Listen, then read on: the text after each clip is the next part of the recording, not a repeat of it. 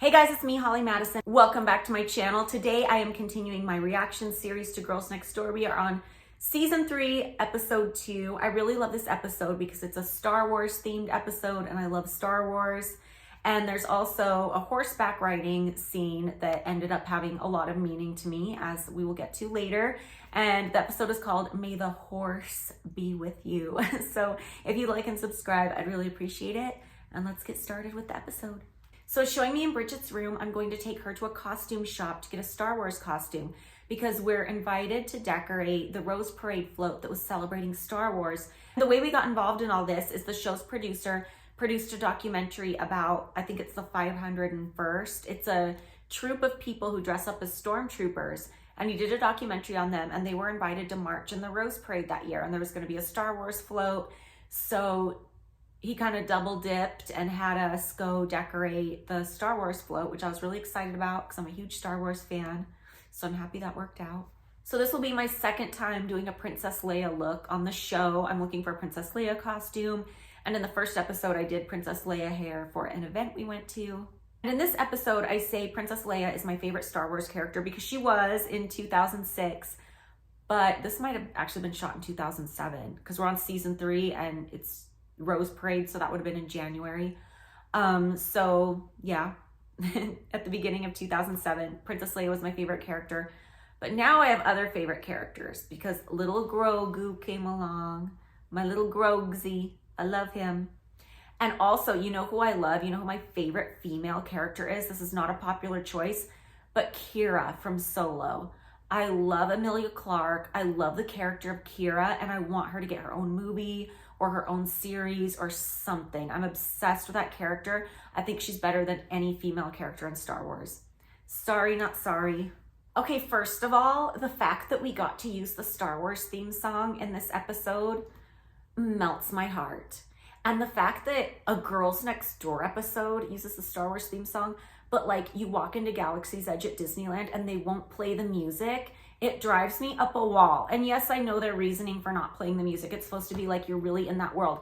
But you know what? As somebody who is a visitor of Wizarding World and you hear the score from Harry Potter when you go there, I heard they were building Galaxy's Edge and I thought that it was going to be so emotional. I thought I was going to walk in and they're playing the Star Wars theme song. I thought I was going to cry. I thought I was going to have an emotional, transcendental experience. Didn't happen. But the fact that we were able to use the Star Wars theme song just like makes me happy. We look so funny. I'm Princess Leia, Bridget is Yoda, Anastasia, Bridget's sister, is Chewbacca, and I think Bridget as Yoda might be one of my favorite things. And everybody's looking at us like weirdos because we showed up in costume to decorate the float. And I have to remind you guys that back in 2007, cosplay was not common. Like now, if you see somebody out on the street dressed in costume, be like, oh, cool, fun. You know, you see it all the time on social media. Every day on TikTok, people are just cosplaying for no reason. But back then, you never just saw people walking around in costume unless it was Halloween. It's just funny how times change. Like now you wouldn't think anything of it. Like somebody shows up to a Star Wars themed event on the red carpet and their hair is in Princess Leia buns. Basic. But back then it was like a thing. It was like kind of a risky move. Or like showing up to decorate the Rose Parade float in costume was like worthy of being covered on a reality show because people didn't do it. So this float is amazing, super elaborate. There's a whole Endor Ewok treehouse thing on one end. And it's really fun to be part of decorating the Rose Parade floats because they're all made from all flowers and plants. So every bit of the surface has to be covered with bark or petals or some piece of a leaf, some piece of a plant. It's really cool. Very painstaking. This is my favorite episode so far. I'm sorry. So we're decorating and Darth Vader and some stormtroopers come over to talk to us, and it cuts to Bridget in an interview. She's like, all of a sudden, Darth Vader comes over. And it's just like, I love it. Oh yeah, this is 2007, because now they're showing a clip from the New Year's Eve party, 2007. And isn't the Rose Parade? Yeah, that's on New Year's Day, right? So yeah, we're just getting into 2007. I love how Bridget says the New Year's Eve party at the mansion is just a little bit more glamorous, fancy. And then they cut to like Bridget in pajamas and Stacy Burke in pajamas and like a fedora. And it's just like chill. I just love seeing Allison Waite and Sarah Underwood. They're two of my favorite playmates. They were so nice, and it was just so lovely to have like some people living nearby across the street who are just good people and good friends and supportive. So now it's showing Julie McCullough walking down the hall. We've seen Julie on an episode before when we went to the improv comedy place, and she's going into Kendra's room. Julie lived next door with Hef's wife, so she was around a lot. And she just looked great. Like, she was a playmate in the 80s. And she was always so kind and just like fresh-faced and looked great. And she's helping Kendra get organized because that was her New Year's resolution. I wonder if they ever got organized. Julie is wearing a green and brown striped sweater, and all I can think of is mint chip ice cream or Thin Mints. It's showing in Kendra's room. She has one of those fat heads. Remember fat heads? I don't know if they make them now, but they were big decals that went on your wall, and there's this giant fat head of like a Chargers helmet. Oh my God, it shows Kendra like cracking her neck, and they add these sound effects. I have to believe they're added. They're really loud. I'm just like, ah. Like, I love the goofy sound effects they use on the show, but I hate the bodily function sound effects. It grosses me out so badly. Like when they add burps and cracking and farts, it's just like, ugh.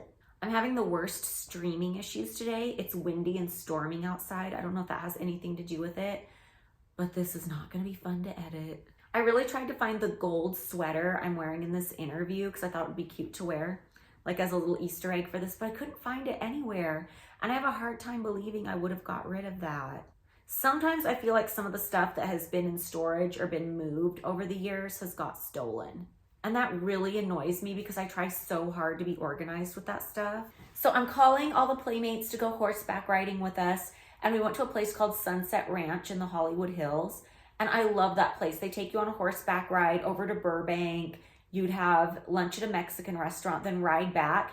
And it's one of my favorite things to do. I've done it so many times since then. I've taken my kids, well, my daughter, my son isn't old enough yet because you have to be at a certain age, but I absolutely love it. And this was my first time going. And then it shows Hef and I watching a documentary about the World's Fair in the 1930s. And there was a part of the World's Fair in San Francisco that I was absolutely fascinated with. It was called Sally Rand's Nude Ranch. Not Dude Ranch, Nude Ranch. Sally Rand was a burlesque dancer, and she had this display where it was like a ranch with animals and stuff, but the women were walking around naked. And I just can't imagine what that would have been like in the 1930s. Like, that must have seemed so risque. I feel like that would be risque now. So I'm fascinated by it. Well, I guess they weren't totally naked. They were covered. Like, they would have like a scarf, and they would have like a holster that would kind of like cover them. But still, I feel like that would have been so risque back then. Bridget's Rolling Wednesday. So now we're onto a segment where Bridget is talking about doing voiceover, and I believe she's going to be consulting with Hef's friend Chuck McCann, who I talked about in the last episode because he bit it playing in the snow. And I'm just glad he got that time on there because Chuck was a really funny character.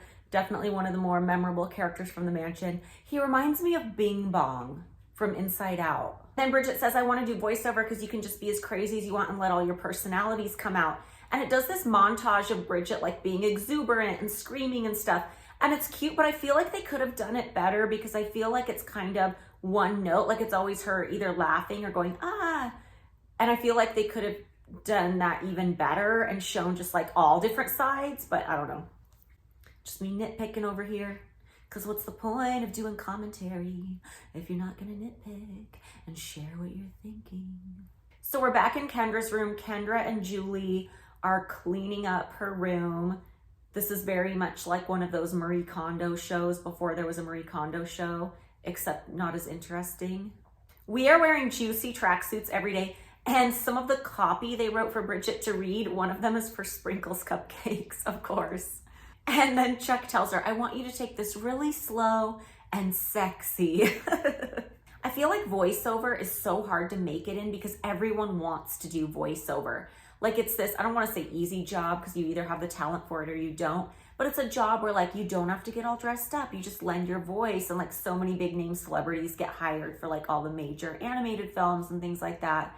I feel like it's just this thing that everybody wants to do. So I feel like it's hard to get into. You know what they kind of do a poor job of is they'll show an exterior shot of the house and they'll kind of zoom toward one of the windows and then cut inside to whoever's room it is, almost like they're leading you up to the room, but they go to the wrong places. Like more often than not, I've noticed this in another episode too, they'll zoom into like the vanity area where my area was, and then it'll cut to Kendra's room or Bridget's room. And it's like, why not zoom in on their windows? It would like make more sense. I think they legit thought no one would notice, but I noticed. So they're done cleaning Kendra's room, and somehow it doesn't look clean still. There's just like bins of stuff everywhere. It's more like they just cleared some floor space. So it shows me going into Bridget's room. We're getting ready to go horseback riding. And she says how she has like her snowboarding, like long johns on underneath her clothes because it was so cold. Like I think I did layer up that day, but it was still so cold when we went on this horseback ride in January. So Bridget shows this like holster with a gun and bullets that she borrowed from one of Hef's friends, Dickie. And I feel like today, like back in 2007, that was before there were a lot of shootings going on. Like I feel like today, if you showed up at a remotely public place with like even a toy gun and bullets, they would like tell you to leave. And I think that, was it a real gun she borrowed? I'll have to ask. So Hef's friend Dickie was super into cowboys and old Westerns. And every year he would vacation at Lone Pine, which is this place in California where they used to film a lot of old Westerns. And I made up a song about him that I would sing to him about him being a real cowboy. Because he would always say he was a real cowboy. Oh, it's a prop gun. I say this so it's not a real gun. But still, I feel like even bringing like a realistic prop gun and bullets somewhere, it would be like ixnayed in California anyway. In Texas, you could probably get away with it, but I don't know. So I'm walking around in my Sally Rand's nude ranch costume. So we are arriving at Sunset Ranch, and this day was like life-changing to me because to go to Sunset Ranch, you have to drive up Beechwood Canyon in the Hollywood Hills, and it was the first time I'd ever been up there. And when that area of land was developed in the 20s, they only built storybook homes or Spanish style or Mediterranean. And I'm driving up Beechwood and I'm seeing these houses that look like 7 dwarf cottages. And I'm like, what is this? Like, I want to live up here. And eventually I would end up buying one of the original Hollywoodland houses in that neighborhood. So this was like a life-changing day for me. Half of the group shows up in cowboy hats, and we were really bummed to find out we had to wear helmets to ride the horses because we really wanted to do our cute cowboy looks. Not me with the most awkward Louis Vuitton Papillon bag under my arm. Like, how uncomfortable for horseback riding. Oh my God, this is the episode with the cruisin' cooler. So somebody brought this cooler to the mansion that you can sit on and kind of like zoom around on like a scooter. So there will be this scene of like Hef driving around on this cruisin' cooler. And I love the cruisin' cooler. They dropped off like a black one and a pink one. And I love to drive the pink one around. I just thought it was so funny and cute and fun. Such a fun idea. I'd like to have a cruisin' cooler today. I wonder if they still make them. You know who needs a cruisin' cooler is Trisha Paytas. If she has the Playboy style golf cart, she needs a cruisin' cooler. Trust me, when you watch this, you're gonna want a cruisin' cooler. I've been on plenty of these horseback rides at Sunset Ranch, and this is by far the most disorganized one I've ever seen. We're talking about the saying rode hard and put away wet, which means when somebody just looks like they've lived a little too much life. I'm being so dramatic getting off the horse for the first time being bow-legged. Not that I ride horses a lot, but I've done it several times since this, and it just feels like nothing. But I guess my first time riding a horse was kind of dramatic. This Mexican food was so good and refreshing on the cold day, just like a chips and salsa and margarita. Oh my God, we got hot chocolate with whipped cream. I'm drinking tequila and Bailey's.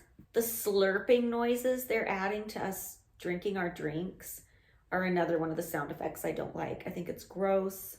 Doesn't really add anything. If you have to add slurping noises and burping noises, maybe get a better storyline. I don't know. You guys, I love that episode, but I had so many streaming problems that it took me a couple hours just to film like this half-hour reaction. And I feel like I forgot what was in the episode already. Okay, what I loved about it, the horse stuff. Just going to that horse ranch changed my life, literally. I love the Star Wars stuff. I love Bridget as Yoda. I love all that stuff. I think my least favorite part, and I don't mean this as shade, is just like the Kendra organizing the bedroom. I mean, it was kind of like, I loved the topics of the episode, like the horse part and the Star Wars part, but it was an oddly cobbled together episode. It's like they didn't plan ahead enough to get, like, I feel like you should have taken like the Star Wars and the Rose Parade and the horses and made those all go together and just developed like a story about those that would have taken up the whole thing. I feel like adding like the voiceover, even though I loved seeing Chuck and Wally, like adding, like, no shade to these scenes. It's like, I just didn't think they were very substantial. And it was just like an odd episode because there was so much stuff cut in. But I feel like the voiceover stuff and like Kendra reorganizing her room just seemed odd and out of place. And all that kind of odd choppiness paired with the fact that my streaming was messed up and it took me a while to do this. I kind of walk away from the episode like, wait, what happened? Like, the only things that are really memorable to me are the horse part and the Star Wars part. So this episode was very choppy. Anyway, I will see you guys back next week. It's my birthday episode. So I'll see you guys later. Bye.